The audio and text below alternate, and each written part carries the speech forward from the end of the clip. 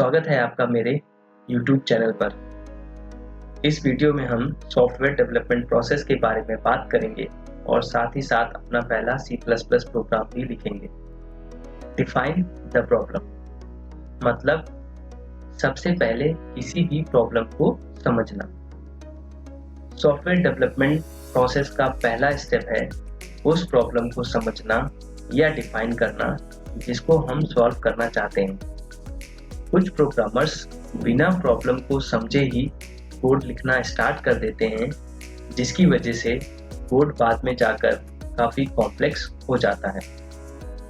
मान लो ये कुछ प्रॉब्लम है जिसका हम कोड लिखना चाहते हैं। जैसे एक प्रोग्राम है जिसमें हम यूज़र को कुछ नंबर इनपुट करने दें और बाद में वो प्रोग्राम उन सारे नंबर्स का एवरेज निकाले। जैसे एक प्रोग्राम है जिसमें दो यूजर 16 कैरेक्टर को 64 डिफरेंट ऑप्शंस पर कुछ सर्टेन रूल्स को यूज करके एक दूसरे को मात देने के लिए गेम खेले, यानी कि चेस गेम। एक प्रोग्राम जो ढेर सारे फाइलों को रीड करके उनके डेटा को एनालाइज करके ये बता सके कि कौन सा स्टॉक ऊपर जाएगा या नीचे। किसी भी प्रोग्राम का सॉल्यूशन सिंपल, रोबस्ट यानी कि स्थिर और मॉड्यूलर होना चाहिए। किसी भी प्रॉब्लम का सीधा कोड लिखने के बजाय पहले उसके सॉल्यूशन की हर एक बारीकी का पूरा एनालिसिस करना चाहिए। ये लॉन्ग रन में मदद करता है। मतलब अगर हमने किसी कोड को लिखने से पहले सारी पॉसिबिलिटी के बारे में पता कर लिया है तो बाद में कोड लिखना आसान हो जाता है। किसी भी प्रोग्रामिंग लैंग्वेज में प्रोग्राम लिखने के लिए दो चीज़ चाहिए होता है। पहला, उस प्रोग्रामिंग लैंग्वेज के बारे में पूरी जानकारी, इस केस में C++ वो प्रोग्रामिंग लैंग्वेज है।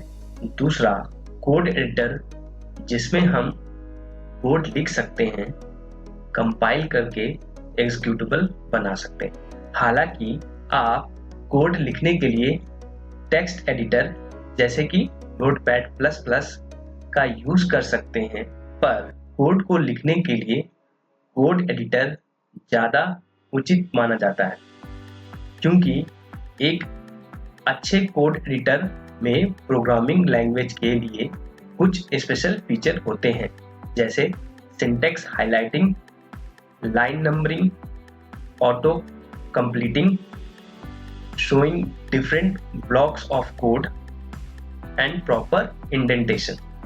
कुछ कोड एडिटर एग्जाम्पल हैं जैसे Dev C++, Visual Studio Code, Visual Studio Codelight।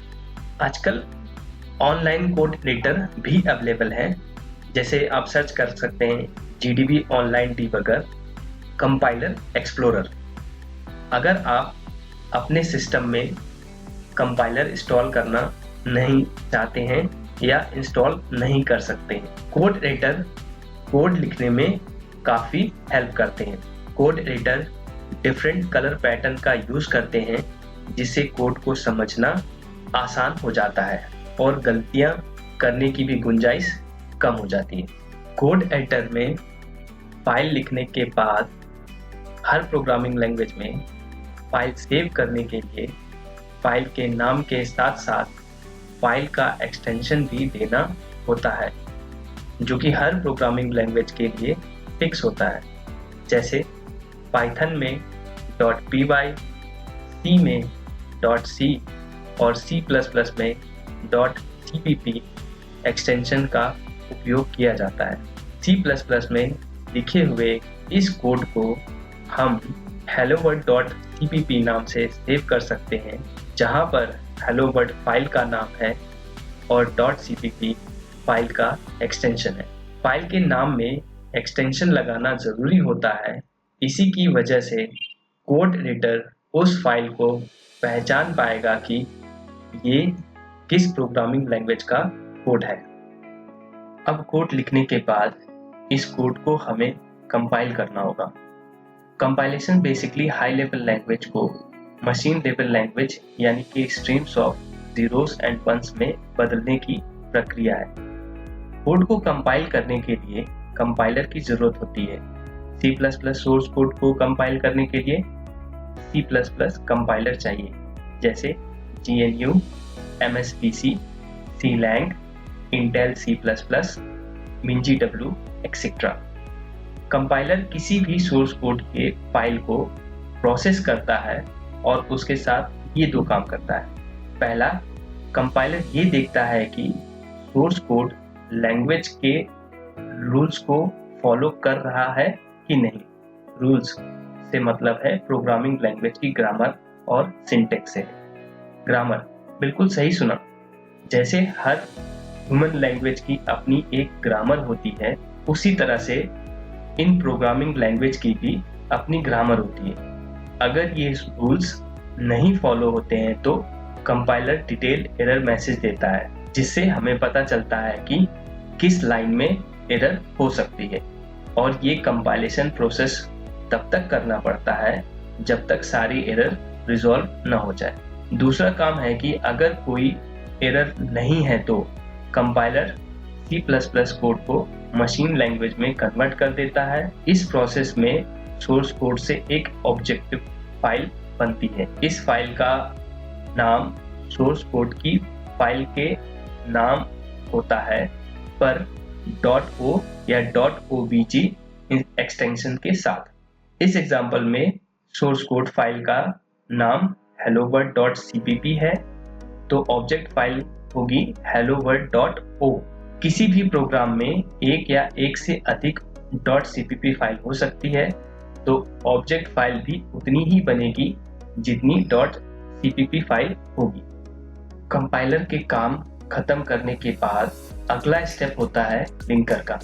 Linker सभी ऑब्जेक्ट फाइल को कंबाइन करके एग्जीक्यूटेबल फाइल बनाता है। लिंकर इस काम को 3 स्टेप्स में करता है। पहला, लिंकर हर एक ऑब्जेक्ट फाइल को वैलिडेट करता है। दूसरा, लिंकर क्रॉस फाइल डिपेंडेंसी को रिजॉल्व करता है। मतलब अगर कुछ आइटम फाइल A में डिफाइन है और उसका यूज फाइल B में होता है, लिंकर दोनों फाइल को कनेक्ट करता है। और यदि लिंकर ऐसा नहीं कर पाता है तो लिंकिंग का एरर देता है। तीसरा, लिंकर पहले से बनी हुई लाइब्रेरी फाइल्स को भी लिंक कर सकता है जरूरत पड़ने पर। लाइब्रेरी फाइल्स वो प्री कंपाइल्ड फाइल्स हैं जो हर एक लैंग्वेज में लिखी होती हैं सोर्स कोड में रीयूज होने के लिए।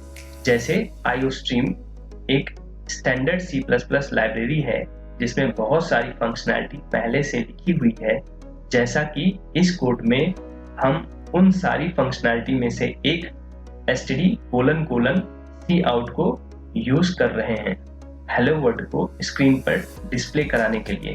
इस std::cout का बिहेवियर IOStream लाइब्रेरी में लिखा हुआ है। सोर्स कोड से एग्जीक्यूटेबल बनाने के सारे प्रोसेस को ही बिल्डिंग प्रोसेस कहते हैं। जो एग्जीक्यूटेबल प्रोड्यूस होता है बिल्डिंग प्रोसेस में, उसे बिल्ड भी कहा जाता है। और एक बार एग्जीक्यूटेबल बन जाती है तो हम उसको टेस्ट करते हैं, और अगर कोई एग्जीक्यूटेबल रन करने में कोई एरर देता है या आउटपुट हम जैसा चाहें वैसा आउटपुट नहीं आता है, तो हम दोबारा प्रोग्राम में चेंजेस करते हैं और फिर से प्रोग्राम बिल्ड करते हैं। एग्जीक्यूटेबल में आई एरर को फिक्स करने के लिए जो प्रोसेस करते हैं उसी प्रोसेस को डिबगिंग कहते हैं। इंटीग्रेटेड डेवलपमेंट एनवायरनमेंट यानी IDEs ऐसे सॉफ्टवेयर होते हैं जिसमें एडिटर, कंपाइलर, लिंकर और डिबगर सारे फीचर एक ही सॉफ्टवेयर में होता है। एग्जांपल्स ऑफ IDEs हैं visual studio, CLoin, कोडब्लॉक, Eclipse CDT, Qt creator etcetera. तो ये था C++ का डेवलपमेंट प्रोसेस जिसमें एडिटर, डिबगर, लिंकर और डिबगर के बारे में हमने बात करी। तो आज का वीडियो यहीं पर समाप्त होता है। मिलते हैं अगले वीडियो में।